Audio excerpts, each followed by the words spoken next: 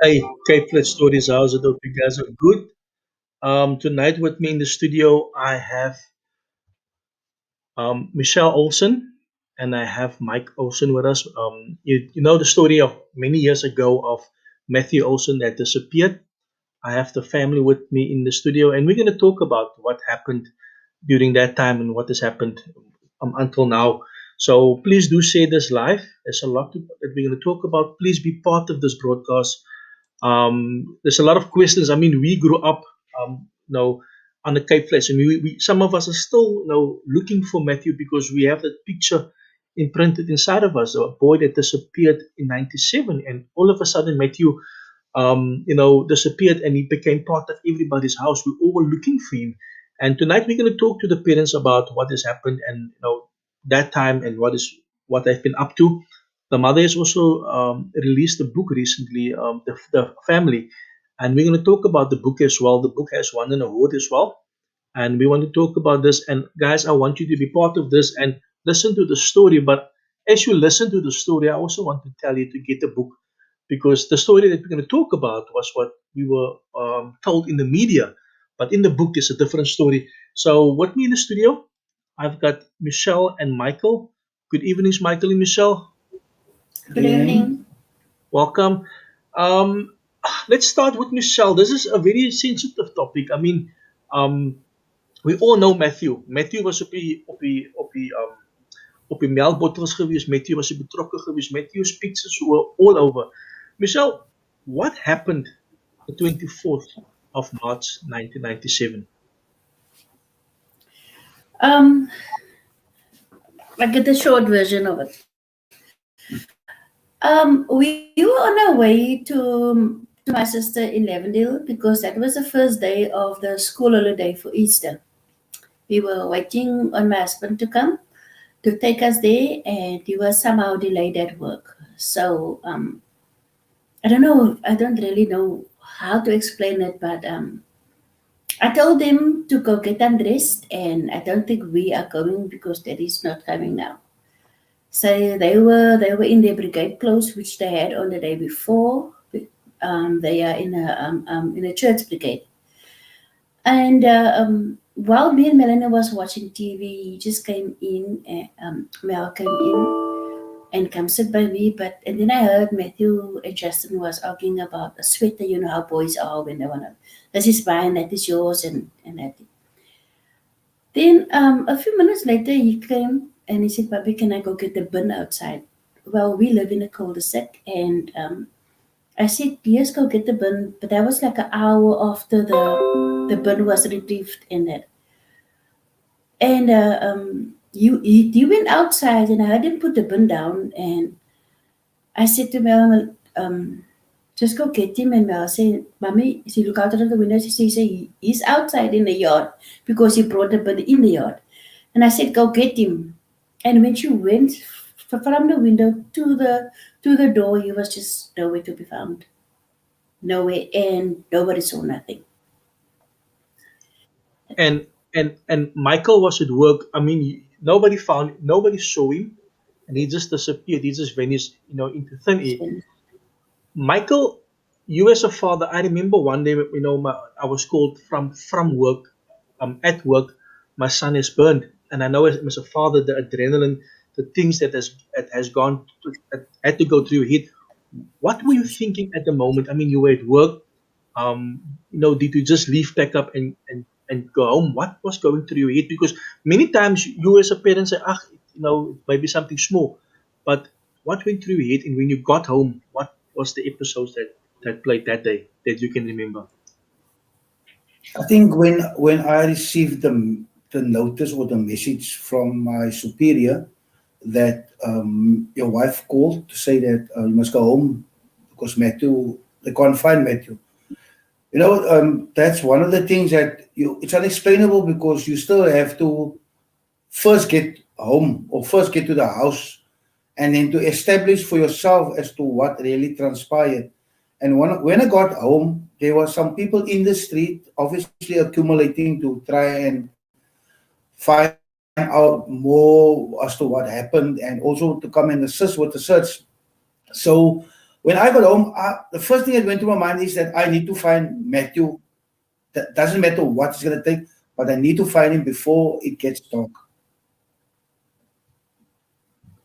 And that is when you came home and you assisted the family in searching for Matthew. But I mean, that was supposed to be a day, Michelle, where you had to go to your family. You're gonna have a liquor date with the children, just relax. It was supposed to be like any other day, or any other holiday.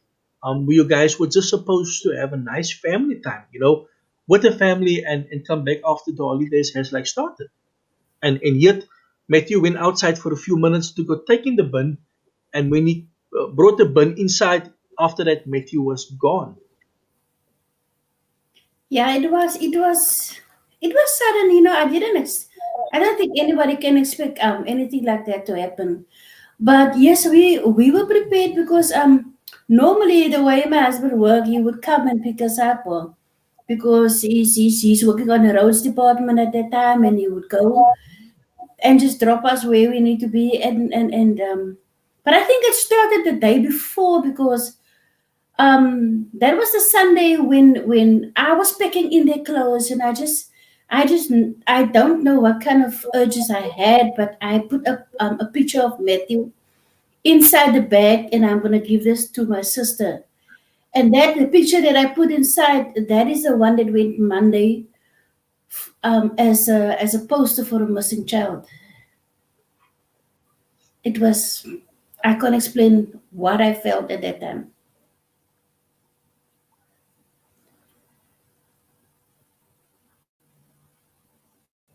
Okay. um, there's a lot of things that went on, that went through your head, obviously, and through Michael's head, and a lot of people said a lot of things. I remember what happened was there was gangsters, or men that called you and said they want ransom for Matthew. They have him. Um, what happened of that story? Because I remember you guys went with the money and they caught these guys, but I believe they were released. I think the following day, because this was the guys that called and said, "Look, here, we have your son, so you must pay us." What happened to that part of the story? Well, yeah, they called us, and they were demanding money, and this is something new for us. We were never people involved with police, and this was like TV stuff for us, man. Ransom money and to whatever. But we put the money in the bag. I put some extra clothes for him in the bag. And bringing put warm stuff for him in. Everything was planned, and these guys were caught picking up the bag and jumped over the wall, and they were caught, and we went to the police station, and they were behind bars. And but when we went the next day, we were told that they had night court, and we were not even it wasn't necessary for us to be there. That was their words, and nothing came from that.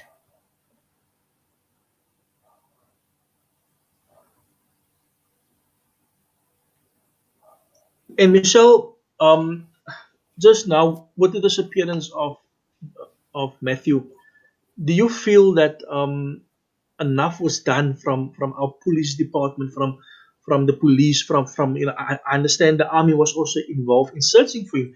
Do you think enough resources was spent on this case? I mean, there's a lot of things that I read in your book, and I don't want to mention it here. People must buy the book, they must read the book themselves. But just from a personal perspective, do you feel that they have done enough to help you with this case? Because there's a lot of things that you put in the book, about certain characters, and we don't want to touch on it. But do you feel they could have done more? Yeah, I think what actually transpired there was that because of our persistence in trying to get the police to come out to come and assist us, because the Monday when Matthew disappeared, right through the night, we searched hills, dunes, tuck shops, fields, right through the night. Only early the morning, like here, something around about 20 to 5, around about there, a van came to us to say that we must come to the police station and see a certain captain that he can maybe assist us. And when I went there the next day, the Tuesday morning, very early, at about 7 o'clock, the captain was not there yet, but I was told to wait until he comes because somebody said that I must come and see him. And when I got there, that he wasn't even aware that he was supposed to meet with me. I think the whole thing came that because he was involved with gangs, involved in the sense of he was the commander of the force that dealt with gang activities. And so he would know best how to deal with gangsters if there's gangsters involved. And so eventually on Tuesday, while I was there to try and get help for my son, they only really came back to us on Wednesday. Then they started to search only on Wednesday at 4 o'clock. They had to mobilize the Air Force, the Army, and all those guys to come in to get involved. But I still think that enough wasn't done because when somebody or something goes missing, you go look at the place where it occurred. So they never came to our house to come and search in the street. That's what we expected them, or houses in the area. We expected them to come there and start searching houses, but they went straight to the Station Stranglers graveyard and they started to search there. And that's where the whole media came because somehow they were informed that they're gonna start searching the graveyard. Then only afterwards, when I told them, but why are they searching there? Then they came to the houses. Then they came into the neighborhood. But then it was already dark. It was because it was winter and it was also getting dark earlier. And so yeah, by 7 o'clock it was dark already. But like I said, I don't think a lot was done. There could have been more done if they started the very day when he got missing. And also the fact that they started looking at the grave, at the sites where the the station strangler used to bury his victims. I mean, obviously, just 2 years prior to that, Matthew disappeared in 1997. The station strangler were convicted in 1995. Obviously, you obviously thought through it there might be another station strangler, a copycat of a station strangler.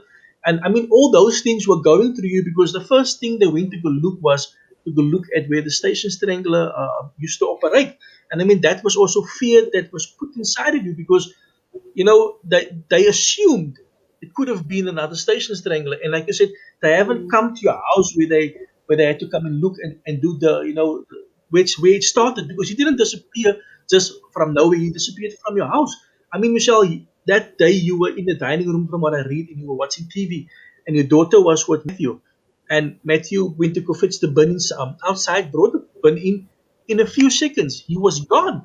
And from what I also read is that there was a lady opposite the road that was washing her windows and you went to go ask that lady. I mean, obviously somebody had to see something because like you say, you live in a cul-de-sac. The lady was outside. The lady was washing her windows. If Matthew didn't know the person, he would have screamed something. Something should have happened. I mean, if somebody take my son out of the house, he's gonna scream, and somebody's gonna see something. That is just how places like the Cape Flats are. Everybody is outside. So in this case, nobody saw nothing, and that obviously leaves a lot of question marks. Yes, it left a lot of questions to me because nobody saw nothing at the time. The day when my child disappeared, nobody saw nothing. Days from that, there's a lot of rumors. He was seen in the park. He was seen there. He was seen everywhere, and then everybody else have got a lot to say. But at that very day, that very moment, nobody saw nothing. And I mean, it is a cul-de-sac, and everybody see everybody, yeah. And when you wash windows, everything is open. And she Mhm, clearly said no, she saw nothing. That mhm, was for me. She said, "What child? I can't remember." So that already mhm, just made me mhm. actually angry because how can you Yeah. answer me on that way?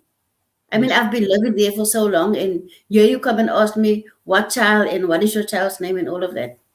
Mhm.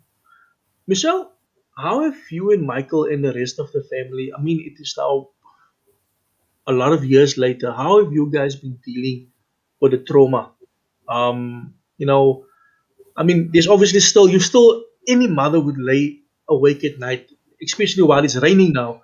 Is my son? What is my son doing now? Where is my son? I mean, that is still obviously inside of you, where you're wondering where your son is. How have you guys been dealing with the trauma? Because this is ongoing trauma. There was no closure to this.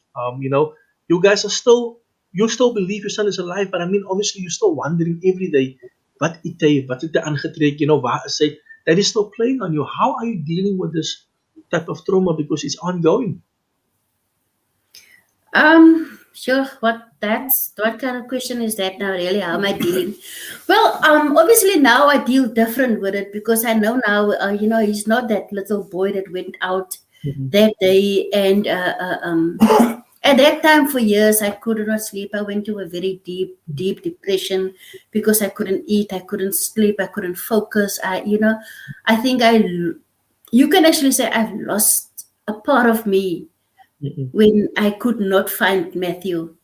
But as years Mhm. go on, and we actually, our family deal with this on our own way. I think we all took our own corners because die ene wil Mhm. nie vir mommy upset nie, die ene wil nie vir die ene upset nie. So almal het by op hulle eie manier het hulle gaan keer hoe hulle voel oor Matthew. It's just now that they're adults, we can now speak about him and speak Mhm. about the case. And Mhm. but I wouldn't wish this on anyone because I feel it's worse than death Mhm.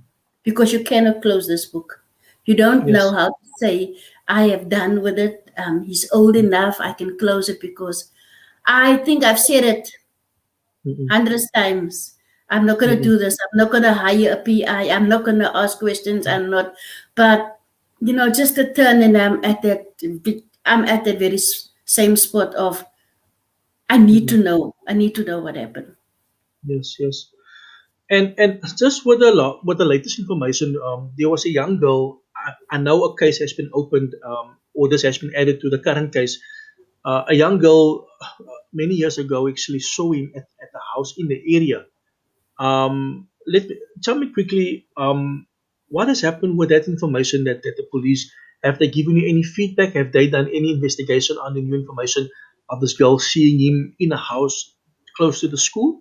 Because I've posted that on this page, and some people said there was a gentleman that was living there. So they spoke about it. A gentleman was living there and was living alone in that house.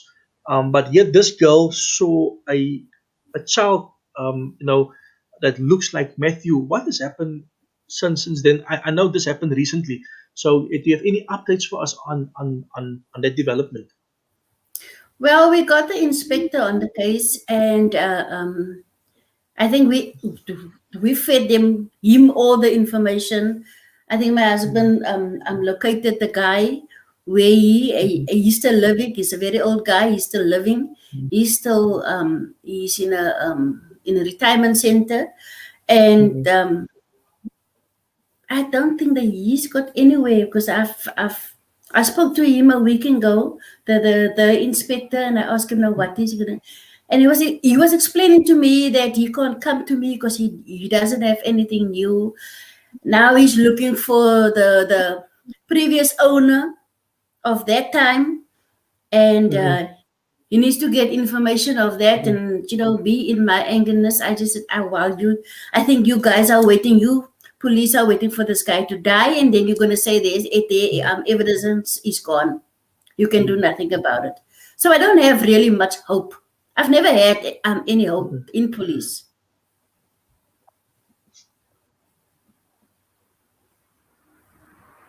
And Please.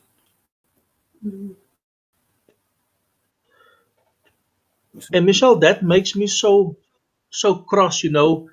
That they got a new lead, but they have done nothing. That is just how it is for many of our children on the Cape Place when they go missing. Um, you know, it's difficult because you put your trust in the police, you put your trust in our system, our justice system, and our justice system seems to fail us. I mean, there he has some evidence dan as jy en ons nog live on TV. Nou, die mense was het.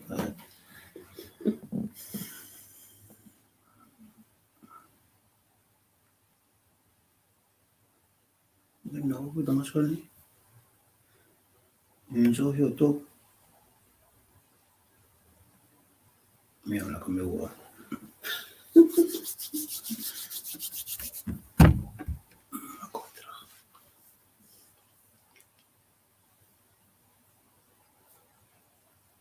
Ele buku. Kan bisa kayak kami lang dalam manusia terus.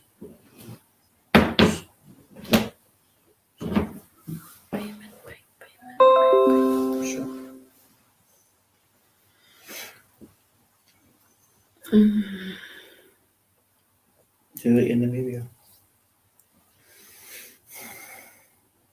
Just normal. The werk hier dood is alive. I think. I know what it means when the signal goes down. Shows, you know? I want to check. Nee, was het nog dan?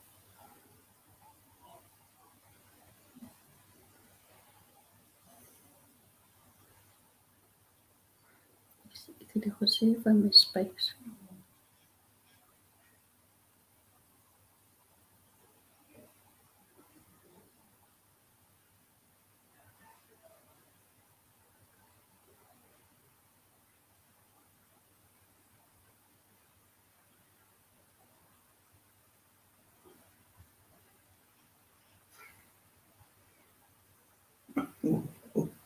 Hi there, Mike.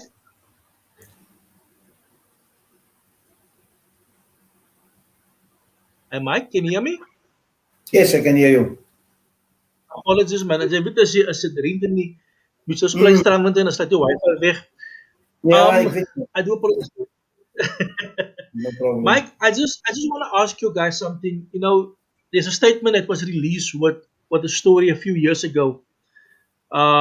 It said missing children South Africa national coordinator Nikki Rede said, according to the Missing Person Bureau, a child went missing every 6 hours in South Africa. I mean, we're losing children every day, more children now, and that many of the cases were suspected to be related to human trafficking. Do you believe that this could have also been the case?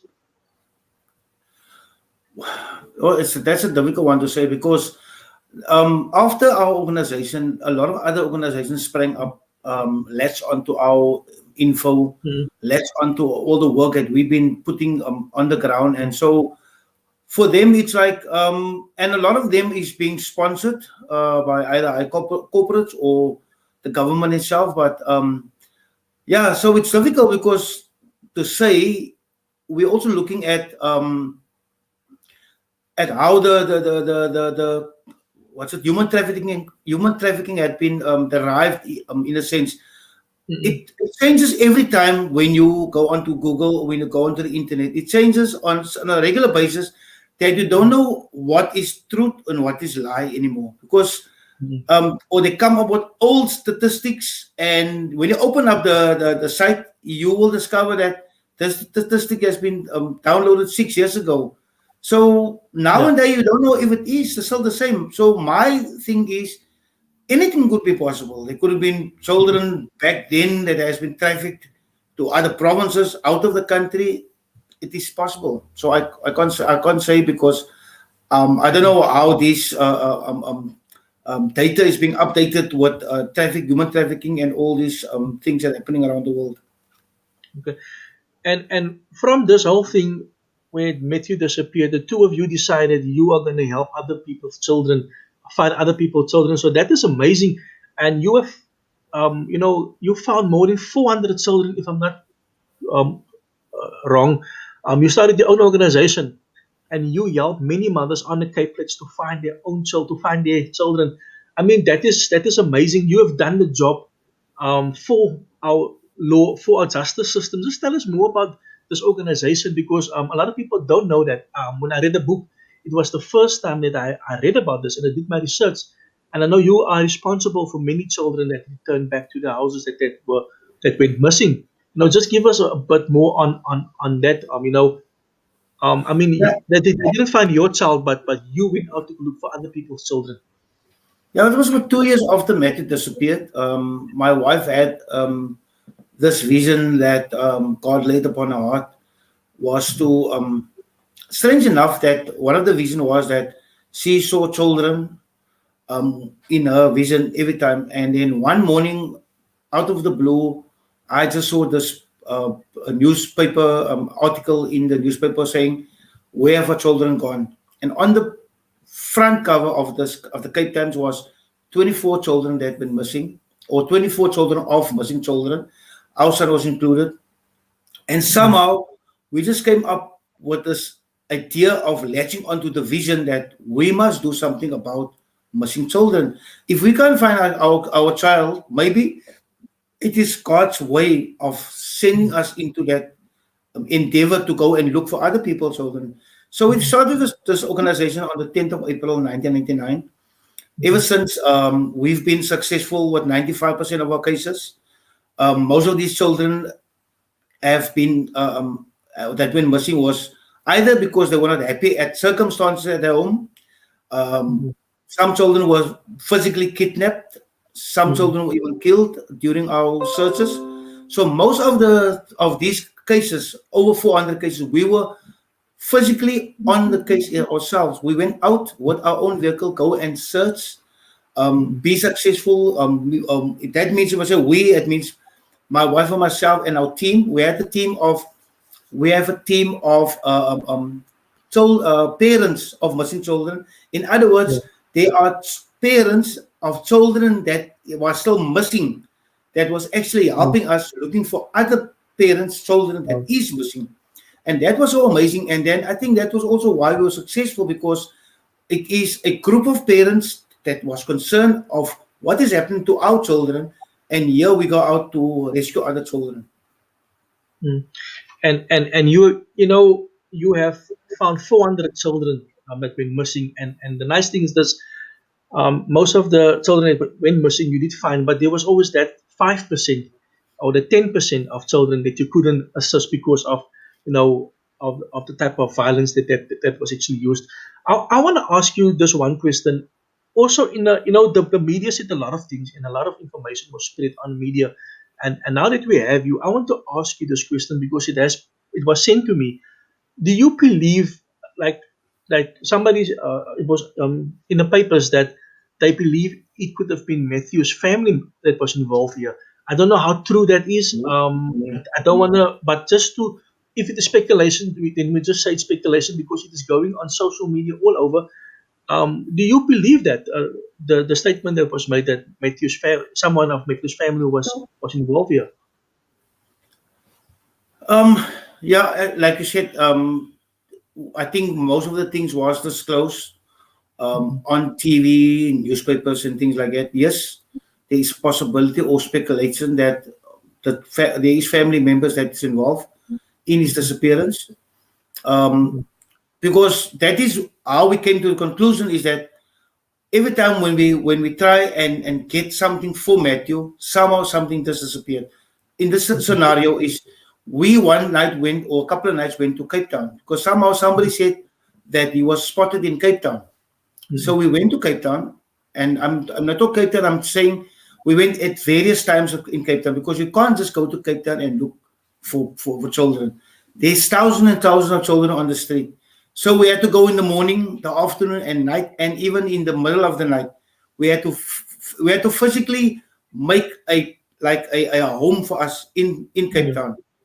So we went to go and display pamphlets. We hand out pamphlets. We put up posters on poles, shops, wherever we can put our hands on.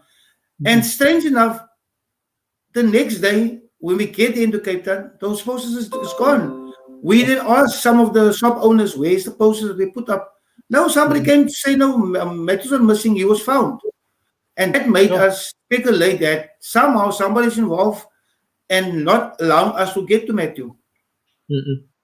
and that is also what we read in this book as well. There is a lot of information, but I'm not going. They must buy the book.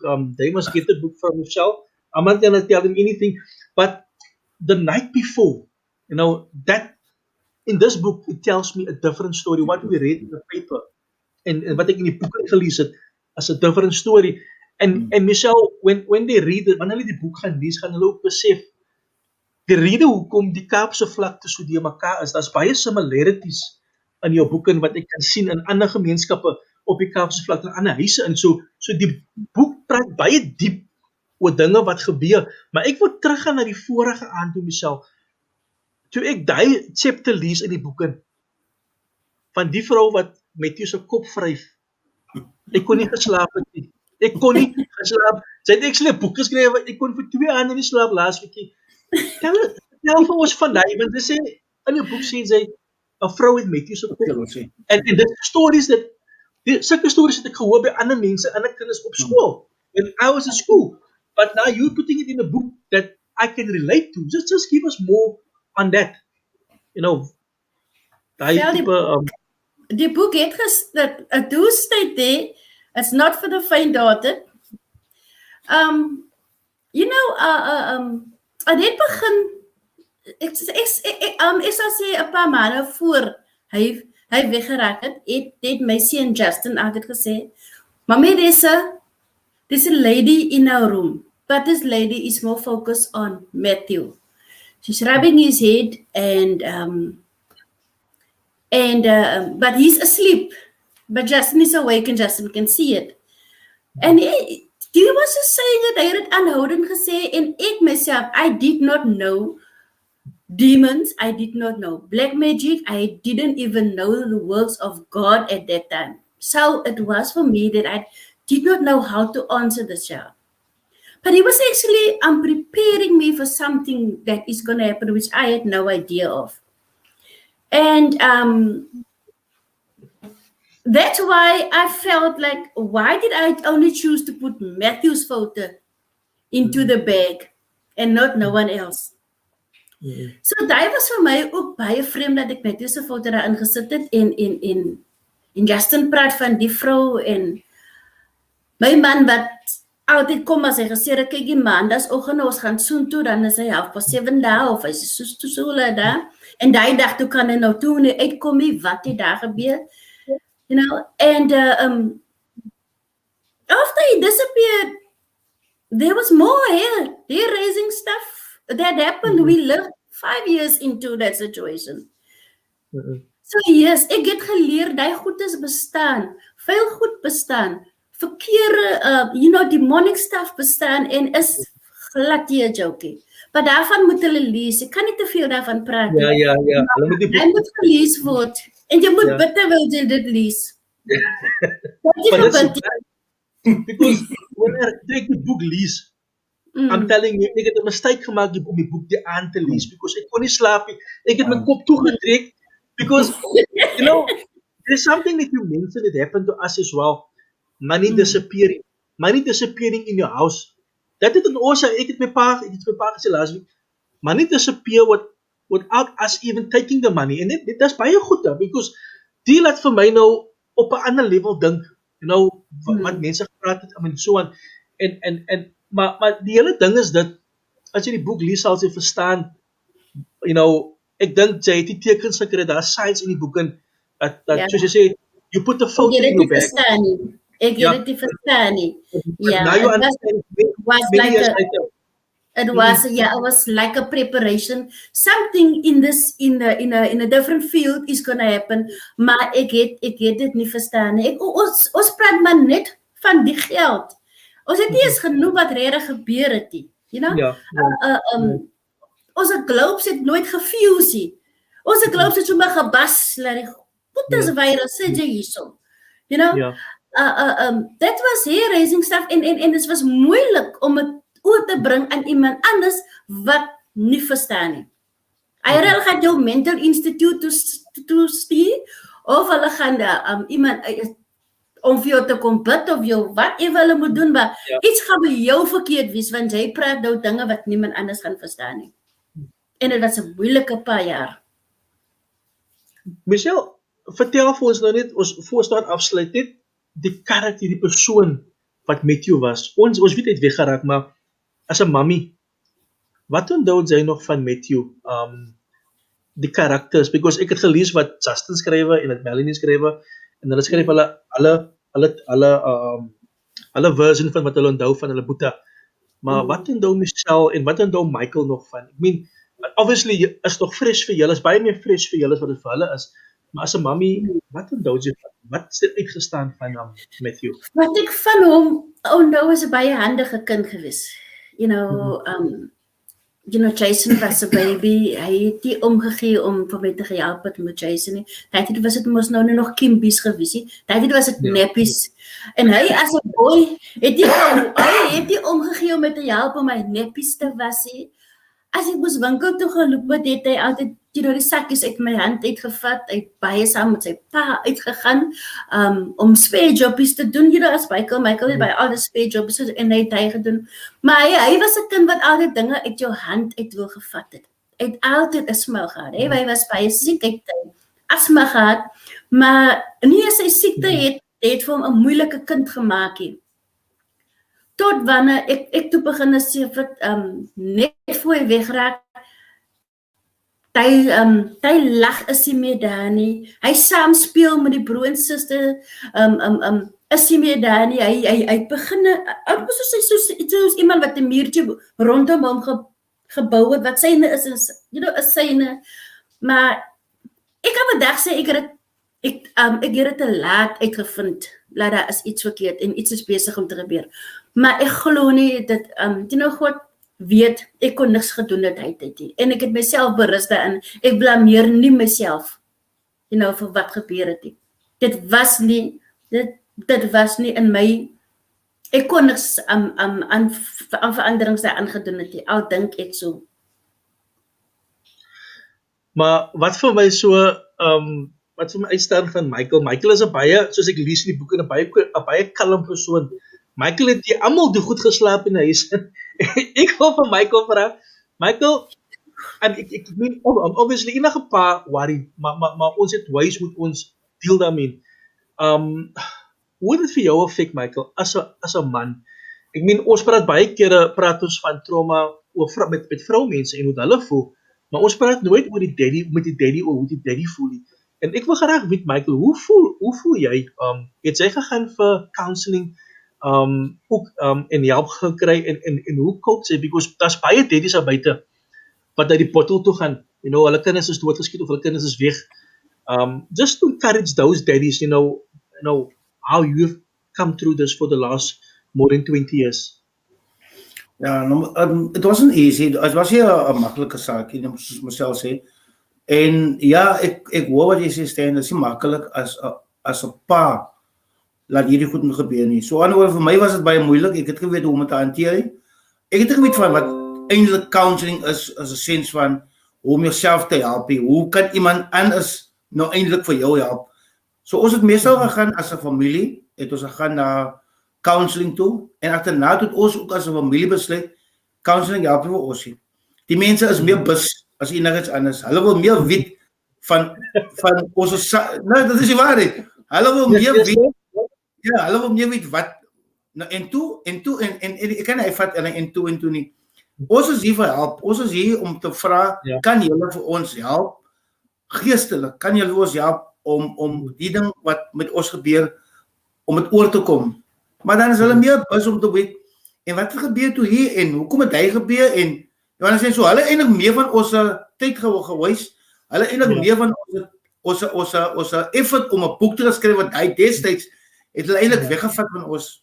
Agterna het ons stil sit toe sê ons, hy maar soos die ou mense gesê het, jy kan 'n boek van jouself skryf. En dit is exactly wat gebeur het. But to come back to the point is, it's not easy as a father, because first things first is you got a family that you have to look after. Even though they look after themselves, even though ek het daar gesit en gewonder is die regtig wat gebeur. Because I don't see the things, but I can experience it.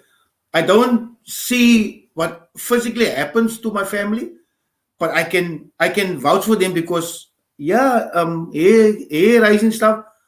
My bene was soos 'n rasper geweest. My arm was soos 'n rasper, soos ek weet nie wat moet ek sê nie. Hondevel Yeah. was verby hondervleis. So yeah, it wasn't easy, but I think the most important thing is that as a father, you need to also have to take note of what your surrounding is, and also try to ensure that try to ensure your family that I know these things are happening, but everything's going to be okay. It's easy to say it now, but that time it wasn't easy because you are too afraid or too scared to say it. But you in your heart you say it. It's gonna be okay. Just go through. It's like we have to go through this, and it was unnecessary, man. That we have to go through these things, but yet it happened to us, or it happened to them most of the time. It happened to me a small bit, then what happened to them. It happened to them more than what happened to me. I'm not even sure if it was after me or after them, but it happened. The book tells everything. It's self-explanatory. You need to read it. You need to go Yeah. and see what That's right. what I'm talking about. Yeah. So yeah, it's not an easy thing. But And I you were can, so right. yeah. Mhm. But what I can tell you, there were times when I said, "Can I keep JVC?" They slaap. Want jy nie hoor skree die kinders daar binne net, jy slaap. My mother-in-law was a star, she left Yeah. the house and she came to stay with us. And she Mhm. helped me through it. And ek het eendag gesê, "Mami, kan hulle nie vanaand vir hom kom visit nie?" Ek moes aan fees, laat hy Yeah. net so Yeah. slaap. Yeah. En my skoonmaak gesê, "Hy nee man, miskien kan my kind dit nie hanteer nie, man. Ons los maar vir hom laat hy slaap." But it's not easy as a wife, as a mother. It's not easy when you, I know when you can't see, you can't see. But ek moet sê, ek daar was tyd wat ek gevoel het kan ons nie maar plekke reis nie. Net vir vanaand, dat hulle net vanaand vir jou choke of aan jou Yeah. Pieter. Yeah. Yeah. Yeah. That's just say it's Maar not easy. maar ons wil nie te veel weggee van die choker en hy Ja. hulle met hy release. Hulle het nie duivel iets in die and Yeah. that is exactly why they need to buy the book to get a different perspective of the story. And you mentioned there about your mother-in-law, but you also mentioned that there was times where you had to get out of the house for sanity. Daar's tye wat jy gevoel het dit is te veel in die huis and you sold the house, right? You're not living there anymore. But it came with us. You Yeah. didn't leave us. Yes. There we go. And that is what people think. This stuff Yeah. will You stay in the can't run house. away. No, you No, can't run no. away from it. You have to deal with it. You have to deal with it. Eventually, you have to deal with it. And you guys obviously now started going to church, building a relationship with your creator. Just tell us more about how that has helped you through this journey. For me, I know. We couldn't pray in our house, but I played music. That time it was still the cassette. That little cassette. Yeah. En wie daai sound wat dit maak as die ding is inrun. Yeah. Nou as ek bidden die en ek sing en ek huil, Here help me, I was dit loop die cassette en daar's die music afgekap. Things like that where you have to, but you must just be able to say, Lord, I put it in your hands. It's maklik, at the times when the children come to me for help, I don't have no answer, I don't know what to say, but mommy, there she is, and then I don't know, but God just put that words on me where I give them an answer, and agterna dink ek, Here, ek is net so vrek soos wat julle is. But you can't. It is there and you have to deal with it, but you cannot live without God. Because when we start to go to church, when we start to really give it, and the Bible that we had, that is always there, became real. When you speak that words and you cover yourself, you learn the words to cover yourself. That's why my children were at a very young age, they had to give their life to the Lord because they had to believe it's only God that can keep them safe and keep them sane. I think most of the times, I can say out of experience that this lady sitting next to me, my wife, she's Mm-mm. actually a strong person, even though things happen to her. In other words, I would say that, I mean, for anybody to go through things like this, I'm not even sure if they were going to survive. Most people end up in mental institution. Most people decide that suicide is the best thing because they can't handle it. But what happened to my family is that my wife is a strong person. Even though she sometimes say, "Nee, ek is nie sterk." She is a strong person. Because it's to her that we had to eventually have to decide to ourselves, our best refuge now is God. We Mm-mm. came to the conclusion we must take our cross and follow God. And I Mm-mm. think from there it became easier. Didn't go away, Mm-mm. became easier to deal with these things. We know exactly how to deal with these things. We know exactly what to say, when to say, and what to and how to say. So yes, God is your first refuge. God is important that you need to be, like you said, sanity will prevail eventually. That you can become and say now, because whatever happens, it's happening, but you can still survive these things if you know that you have a believer, that you are a believer in God. And I think Michelle sometimes thinks she's not strong. She is a strong person, Mm-mm. really. Mm-mm.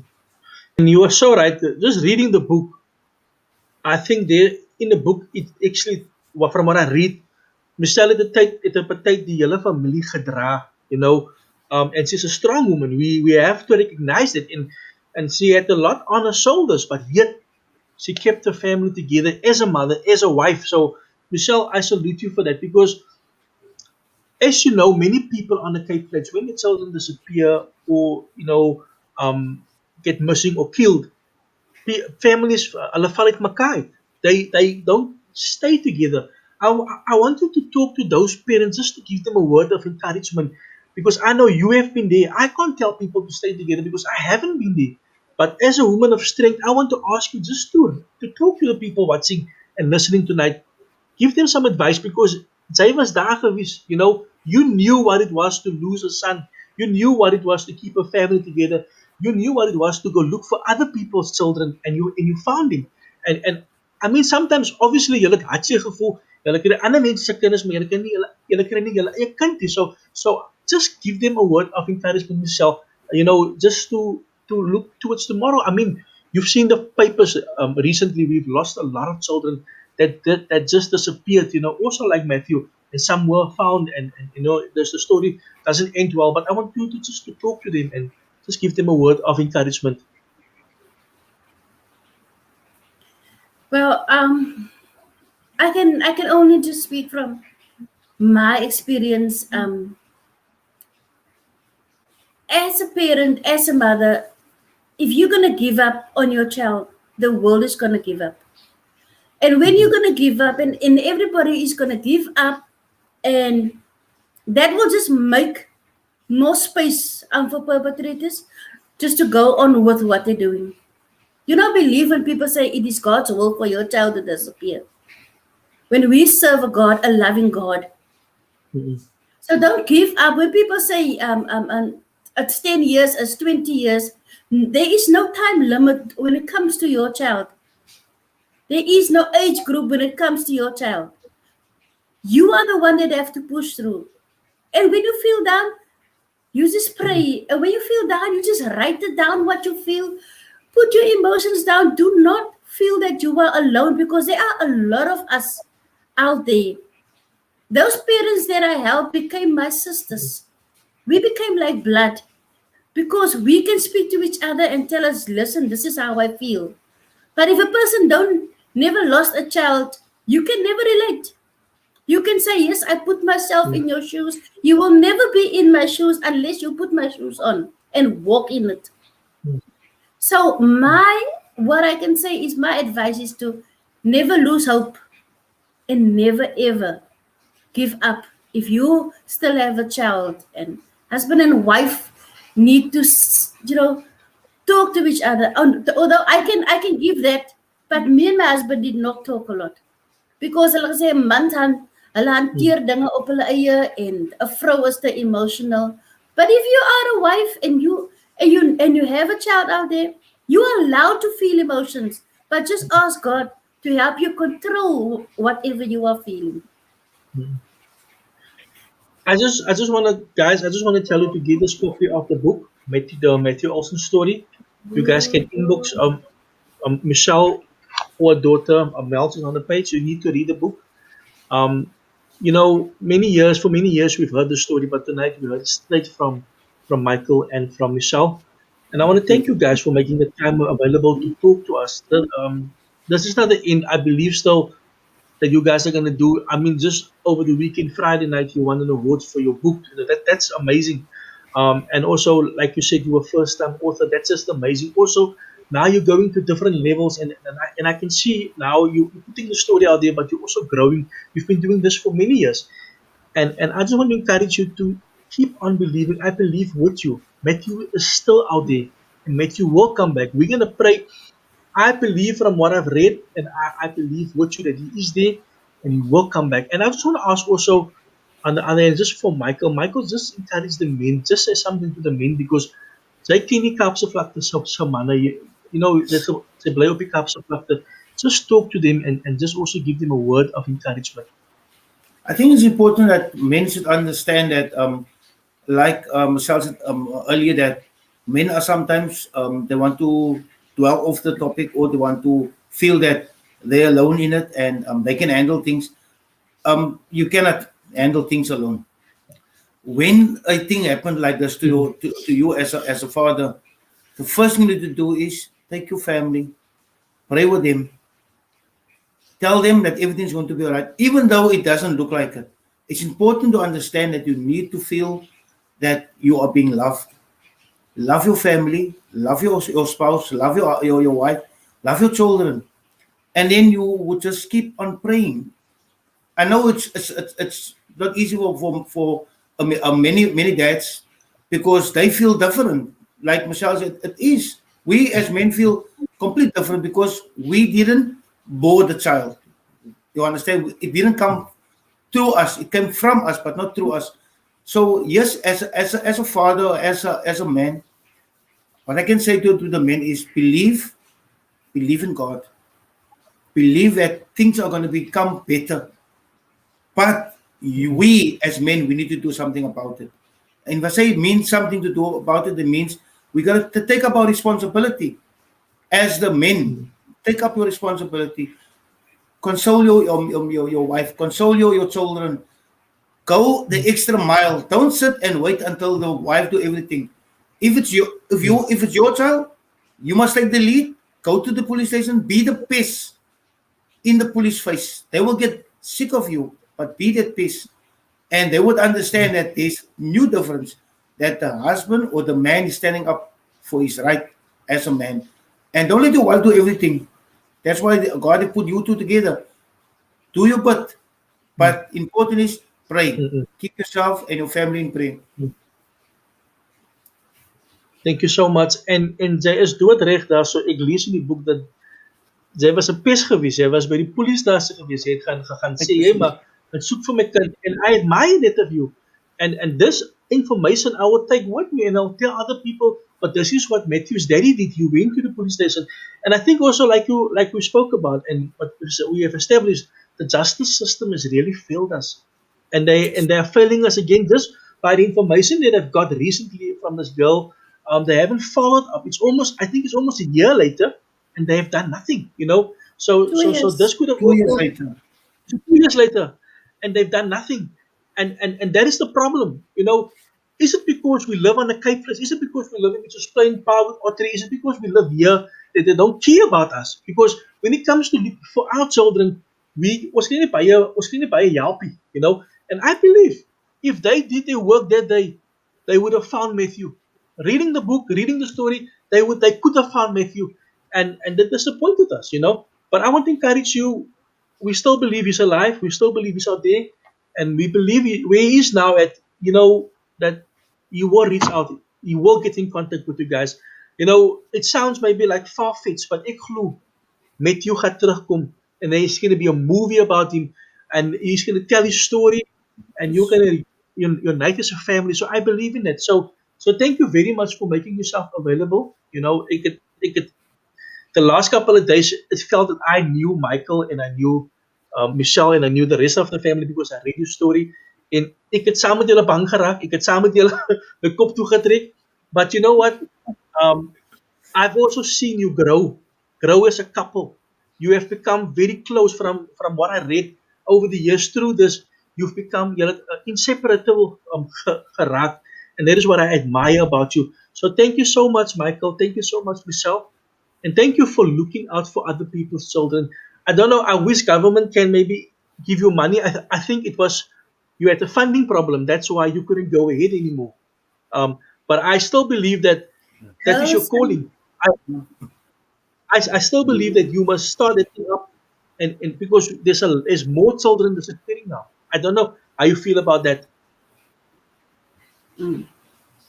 No, yeah.